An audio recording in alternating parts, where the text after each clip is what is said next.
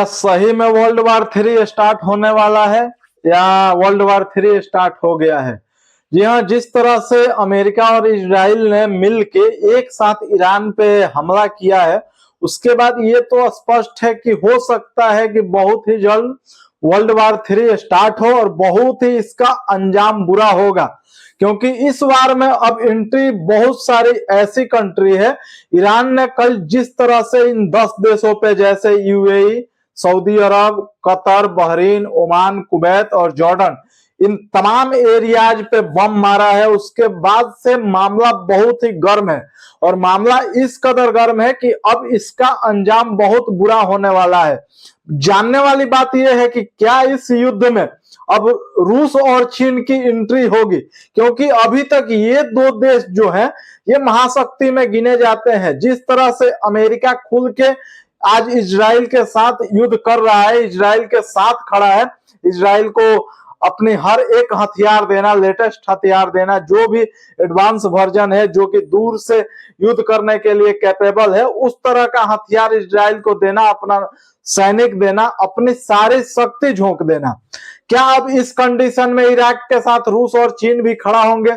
ये जानने वाली बात है कि इंडिया किस ओर होगा, भारत का स्ट्रेटजी क्या होगा, भारत किसके साथ होगा? क्या अपने इराक के साथ खड़ा होगा, जिसके साथ हमारी बहुत सारी बिजनेस डीले होती है, बिजनेस व्यवसाय चलते हैं? ये देखने वाली बात है क्या आगे का स्टेप होता है। नरेंद्र मोदी प्रधानमंत्री क्या करते हैं, इनकी कूटनीति क्या होगी, किस तरह से भारत को बेनिफिट होगा, क्योंकि इराक ने अपना जो समुद्री रास्ता था उसको भी रोक दिया है और इसके रोकने से बहुत ही बड़ा प्रभाव पड़ेगा, क्योंकि इसके जरिए भारत में भी व्यापार होती थी। भारत का लमसम 40% तेल वहीं से आता था। इस तेल के रुक जाने की वजह से सबसे पहले इंडिया में डीजल और पेट्रोल पे रेट बढ़ने की संभावना है। और भी बहुत सारी, जो कि हम लोग यूरोपीय कंट्री से व्यापार करते थे, इंडिया उनसे व्यापार करता था, क्रय विक्रय करता था, उस पे भी इस प्रभाव को देखा जा सकता है। लेकिन सबसे बड़ी बात जहां एक है वो फंस रहा है, इस बार उसने यूएई पे, यूएई के जो दुबई शहर है वहां भी बम मारा है। और ये बम मारने वाला इजराइल नहीं है, बम मारने वाला इस बार इराक है। और इराक ने ये कह के बम मारा कि हम अमेरिकी अड्डों को टारगेट कर रहे हैं, और इसके कहने के चलते अबू धाबी में जो बम मारा गया है उसमें भी कुछ एशियाई लोगों की जान गई है। सबसे बड़ा रिहायशी इलाका और सबसे बड़ा सेंसिटिव इलाका, जो कि दुबई का हार्ट कहा जाता है, यूएई के जो दुबई सिटी है उसका हार्ट कहा जाता है, और वो है पाम जुमेरा, जहां ब्लास्ट हुआ है। और ब्लास्ट का फुटेज भी किसी ने कार से, चलती हुई कार से कवर किया है, आप देख सकते हैं वीडियो में। और इस तरह का जगह पे बम गिराना और इस तरह के जगह पे अटैक करना, ये कहीं ना कहीं उस देश की अखंडता और संप्रभुता पे आंच उठाना और उंगली उठाना है। क्योंकि पाम जुमेरा ऐसा जगह है जहां पे दुनिया के सबसे रईस जादों के बसेरा है। वहां पे हमारे इंडियन शाहरुख खान का घर है, अनिल अंबानी का, उनके दामाद का, और सबसे बड़ा सेंसिटिव एरिया, डेवलप एरिया, हर चीज।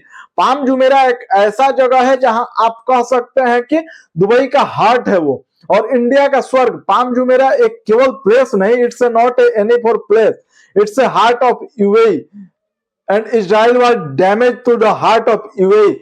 सो अगर सऊदीया में इस तरह के, जॉर्डन, बहरीन, कतर, कुवैत, इन जगह पे इस तरह का अटैक होगा तो यहाँ एशियन की जान ज्यादा जाएगी, जिसमें इंडियन, पाकिस्तान, नेपाली, बांग्लादेश शामिल होंगे।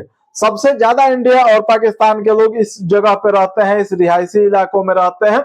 और अबू धाबी में ऑलरेडी जो बम को टारगेट किया गया है, वहां की यूएई की जो नेशनल टीवी है उसने ऑलरेडी ये सत्यापन कर चुका है कि यहाँ पे जो मारे गए हैं वो एशियाई लोग ही हैं।